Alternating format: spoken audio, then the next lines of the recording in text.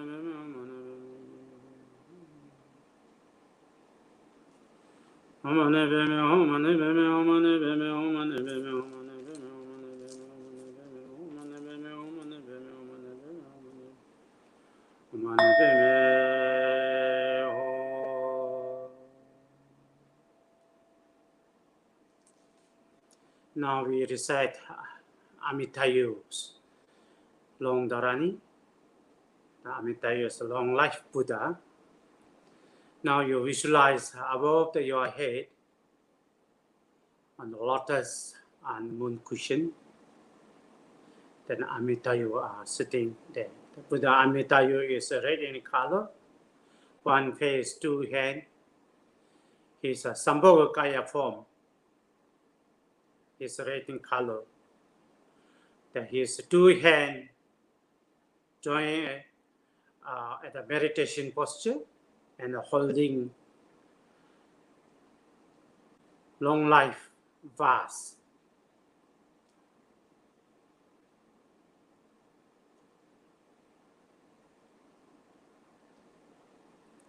Now from your heart radiate light. This light dissolve into his heart that requires him to give us the blessings.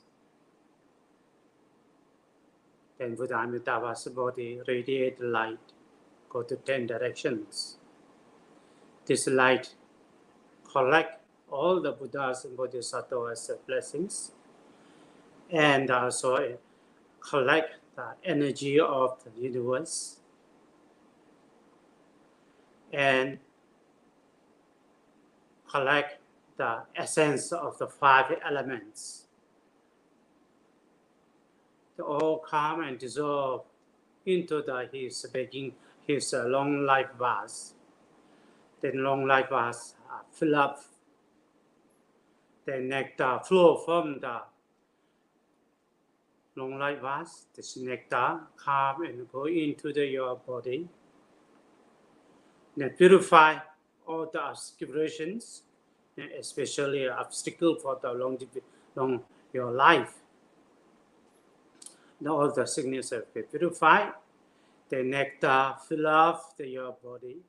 Then you have to imagine that you have received the blessings of the Buddhas, Bodhisattvas, and the energy of the universe, and the essence of the 5 elements. That you will feel that you have long life,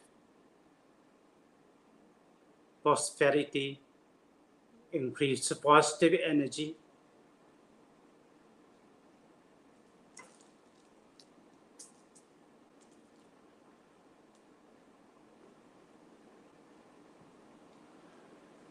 Om Namo Bhagavate Aparimita Ayojana Sukine Siddhate Sorajaya Tathāgataya Arahate Samya Sambuddhaya Teyata Pune Pune Mahapune Aparimita Pune Amayana Sambharo Bhasit Om Sarva Samkara Parishuddha Dharmate Gangana Samungat Sobhavam Vishuddhi Mahanaye Parivare Soha Om Namo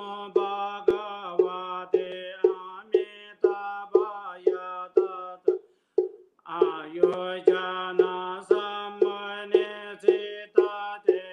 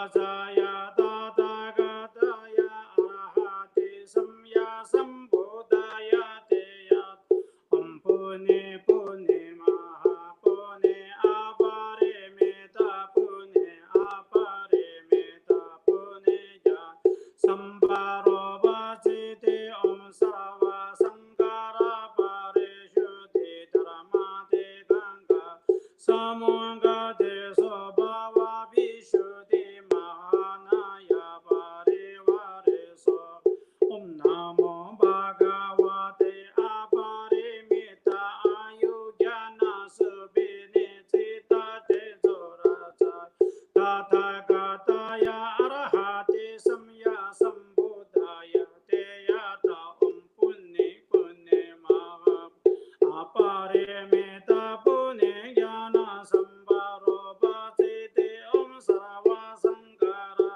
Par Shuddhi Dharamade Dhammanaya Parivare Sova Om Namo Bhagavate Aparimita Ayujana Subhini Cita Tejuraja Tathagata Arahati Samya Sambuddhaya Teyata Om Pune Pune Mahapun Aparimita Pune Aparimita Pune Jana Sambharo Bhasit Om Sarva Sankara Parishuddha Dharamati Gangana Samungate Sobhava Vishuddhi Mahanaya Parivare Soha.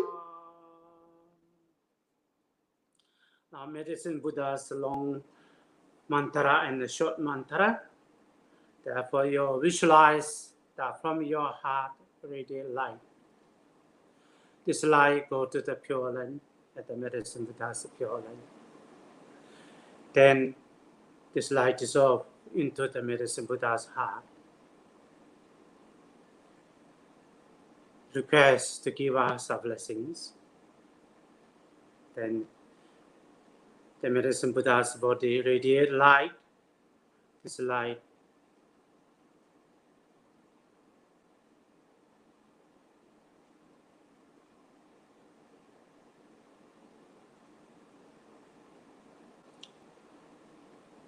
then when the medicine Buddha's begging bowl, the nectar flow from the begging bowl. This nectar come and go into your body from the crown, go into your body. Then also nectar go into all the mother siblings crown and go into the body. Then purify all that their sickness, obscurations, and bad energies all purify. The nectar fill up. Imagine you are receive medicine Buddha's body, speech, mind, blessings. That your self and all the beings are free from this sickness. Om Namo Bhagavate Bekante Guru Bendruya Prabharajaya Tathagata Arahate Samya Sambuddhaya Teyata Om Bekante Bekante Maha Bekante Raja Samangate Soha Om Namo Bhagavate Bekante Guru Bendruya Prabharajaya Tathagataya Arahate Samya Sambuddhaya Arahate Samya Sambuddhaya Teyata Om Bekante Bekante Maha Bekante Raja Samangate Sova Om Namo Bhagavate Bekante Guru Bendruya Prabharajaya Tathagataya Arahate Samya Sambuddhaya Teyata Om Bekante Bekante Maha Bekante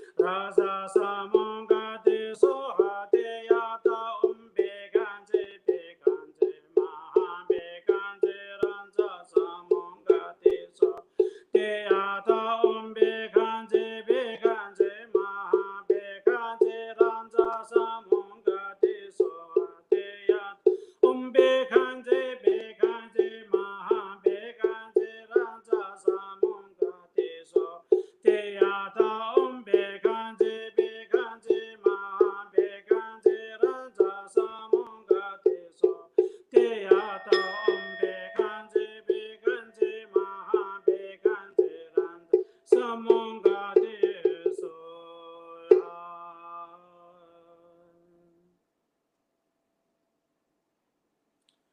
Now you visualize the Padmashavari, that the emanation of the Tara. Then you slide in front of you the sky. Then with your faith, you pray, recite the mantra. Then nectar flow from her body. This nectar go into your body and purify all the obscurations. Then all the sickness are all purified. Om Pishache Prana Shavari Sarava Jola Prashamani Soha Om Pishache Prana Shavari Sarava Jola Prashamani Soha Om Pishache Prana Shavari Sarava Jola Prashamani Soha Om Pishache Prana Sharawari Sarawa Jola Prashamani So Om Pishache Prana Sharawari Sarawa Jola Prashamani So Om Pishache Prana Sharawari Sarawa Jola Prashamani So Om Pishache Prana Sharawari Sarva Zora Prashamani Soha. Dorje Namjum mantra. Therefore, you visualize that Dorje Namjum is in front of you in the sky. Then the flow from his body, this nectar go into your body and all beings. They purify all the obscurations and all the sickness. Nama Chandra Benza Prota Holo Holo Tita Tita Benda Benda Hana Hana Ambrete Humbe Nama Chandra Benza Prota Holo Holo Tita Tita Benda Benda Amrete Humbe Nama Janda Benza Kroda Holo Holo Tisrita Tisrita Banda Banda Hana Hana Amrete Humbe Nama Janda Benza Kroda Holo Holo Tikta Tikta Banda Banda Hana Hana Amrete Humbe Nama Janda Benza Kroda Holo Holo Tita Tita Benda Benda Hana Hana Amrete Humbe Nama Janda Benza Kroda Holo Holo Tita Tita Benda Benda Hana Hana Amrete Humbe Nama Janda Benza Kroda Holo Holo Tita Tita Benda Benda Hana Hana Amrete Humbe Now visualize magic in front of you. Nectar flow from his body. The nectar go to your body and purify all the obscurations, all the sickness. Om Buru Kum Maha Brahmanaye Buru Se Buru Ki Bimale Ozuma Kroda Om Buru Kum Maha Brahmanaye Buru Se Buru Ki Bimale Ozuma Kroda Om Buru Guru Maha Brahmanaye Buru Se Buru Ki Bimal Ozuma Troda Humbe Om Buru Guru Maha Brahmanaye Buru Se Buru Ki Bimale Ozuma Troda Humbe Om Buru Guru Maha Brahmanaye Buru Se Buru Ki Bimal Kusuma Kroda Humbe Om Burugum Maha Brahmanaye Bhojre Burugibyan Kusuma Kroda Humbe. Now visualize that in front of you with the sky, the 8 medicine Buddhas, and surrounded by other 16 bodhisattvas. Then all the medicine deities, countless of them there, they with your faith, they will request to give us the blessings.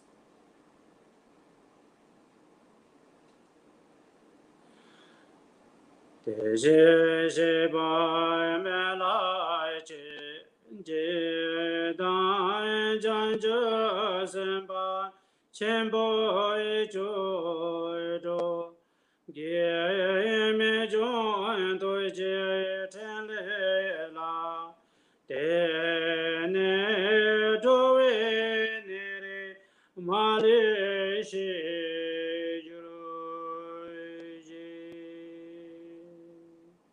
Deyata Omoin Bekanze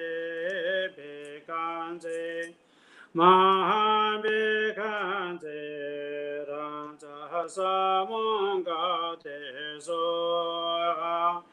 Deyata Omoin Bekanze Mahan Bekanze Samanga te soha te yata omoin bekanze maham bekanze ranza samanga te soha te yata omoin bekanze Maham Bekanze Ranza Samonga Te Soha Te Yata Omoin Bekanze Maham Bekanze Ranza Samonga Te Soha Te yata omoin bekanze maham bekanze raja samanga te soha te yatam bekanze maham bekanze raja samanga te yatam bekanze maham bekanze raja samanga te soha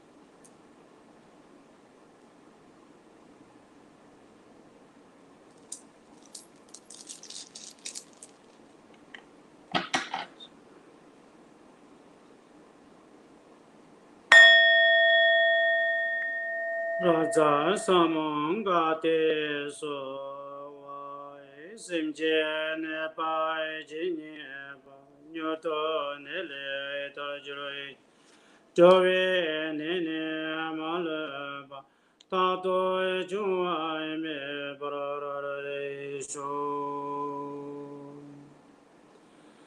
o le da la baro ke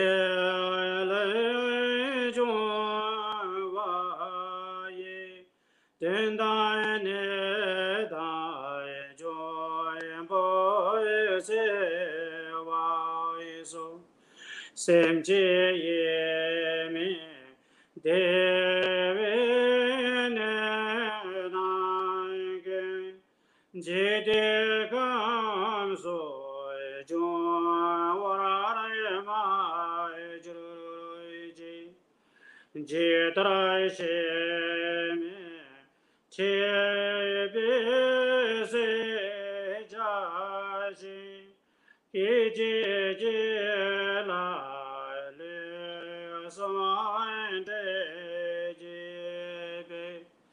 so cho ne ge do ma je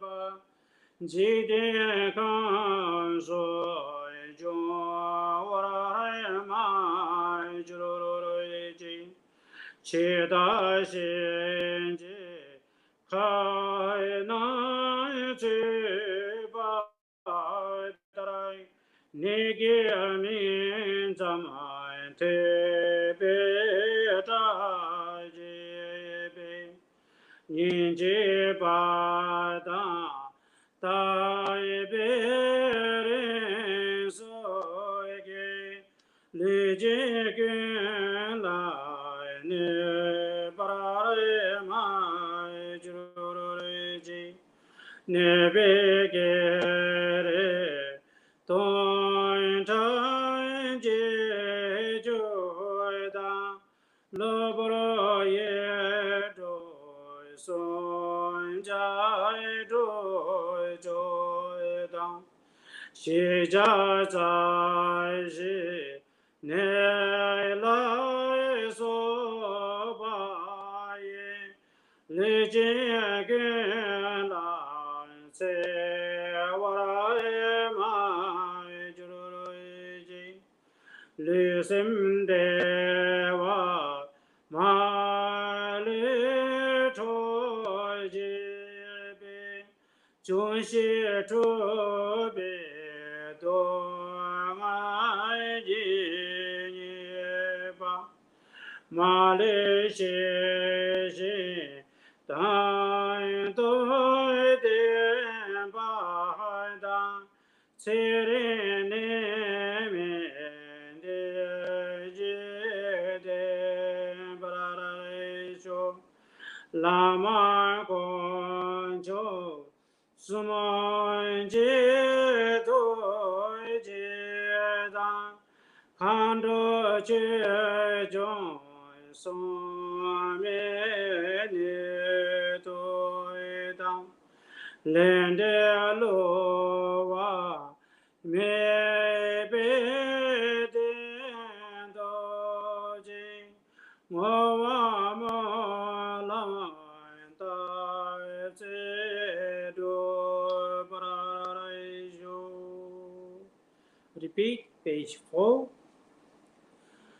Le da lo bro ge le jo ro pa yi den da ne da jo bo se wa so sim je ye me de ve ne na ma ge ji de kan so jo wa ra re ma ju ro re ji ji tra she me che be se ja shi ki je je la le so man de le ji be so cho ne gil do nga la ji ni ba Jigde Kamso Jun Warare Mai Juroji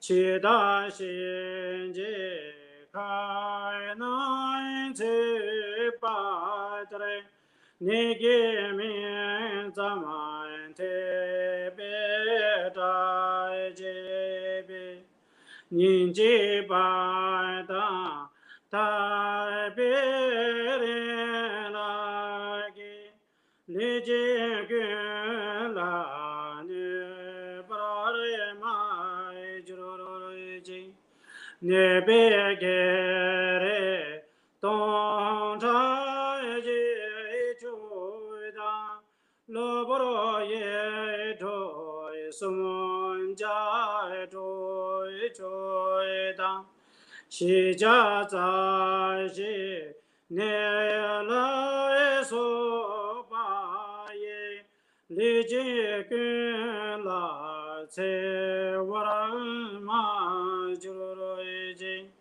Li Si Men De Wa Ma Li Choi Ji Be Jun Xi Tu Be Du Nga Lai Ji Ni Ba Ma Li Xi Xin Dan Tu He De Ba Da Ce Ri Ni Min De Ji De Ba Ra Ju Lama Go Ju Son Ge Do Ji Da Kando Chi Chong So Me Ni Do Da Len De Lo Wa Me Bin Din Do Ji Mo Wa Mo La Ma Da Te Do Ba Ra Jo. Again, once repeat. Page 4. Le dan lo bra ke le jro ba ye den dan ne da jong bo se wa so sem je ye me de ve ne na ge ji de kan so jo wa ye ma jro Jitrai she me te pe se ja shi ki ji la li se men de le ji bi so to ne ge do ma ji ni ba ji ge kan so ju wa ra ma ju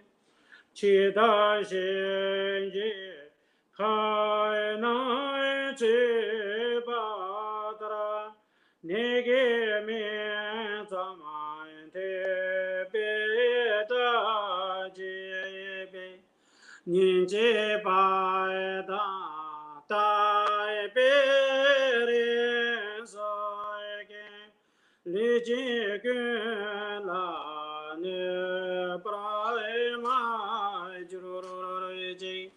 ne be ge re ton tai ji jo da lo bo yen do sun jai do jo da xi jia za xi ne la so ba ye le ji ge la ce wa re ma ju ji listen de wa ma le to ji be jun xie tu be do nga la ni ni ma le xie xin dan to de ba da ce re ne min de ji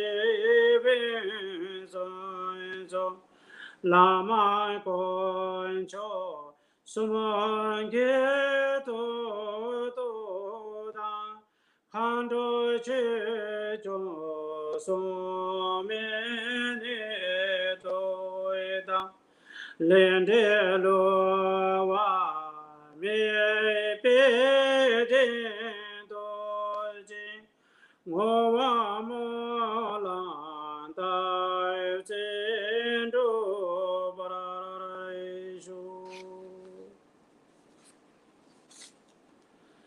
yama ho e ngwan zara san je na wa da ye da ye so jo go e to je chen bo da yen do sen ba to je to na la san je chang se ba me ko je ko te je ngwan zara ba do me ba ye de wa je je ja ve shin gam de Daniel dene sepe jurumanda kewa shinje parama jubairo dero jene na de sheton shoy de ge da ge melama da pati chocho sanje jansen tamje ge be do pra jinge la do Deya thai benza diya awa buddha na ye so chode jawa se ji gong chonyi zo lai ji ran da ge di son ge sa ba e kun ju som la ju ba Jalave tenpa e pechiro ji ge wa sem je kun la ngong Chokin sanje topchiro ji ge za tam ji ji de de Tashin je la min jiro ji ji mi da ne so so de Tsere ne me nyam do pe se de sa jo non jiro ji Namshe sepe jurumanta dewa jendo jijuroji Sini pime kaje de le de la sanje sho Chancho topni jisi do tulbe towa de barare sho Dedicate whatever you have accumulated merit doing these prayers and from beginning this until now, whatever we have accumulated merits, then by this merits all the sentient beings liberate from the samsaras, then obtain enlightenment. So non de ye tan ji se bai ni tom ne ye be to na ban je de ke ga na je ba la ba ye to ba ye se be so le do